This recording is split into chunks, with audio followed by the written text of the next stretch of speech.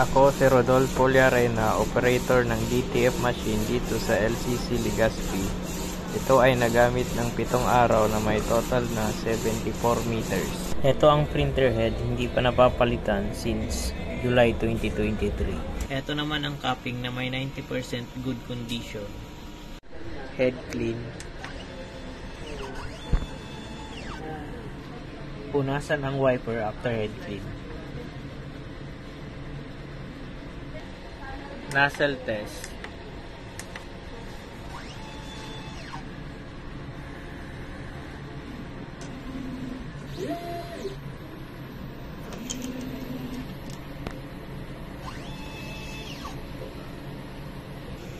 Ang ink system label namin ay tama lang.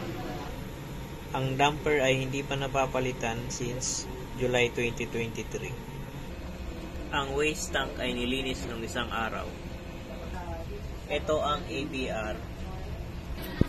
Ito naman ang ground wire. Dito nakalagay ang stock namin. Used ink, unused ink, DTF powder, DTF film.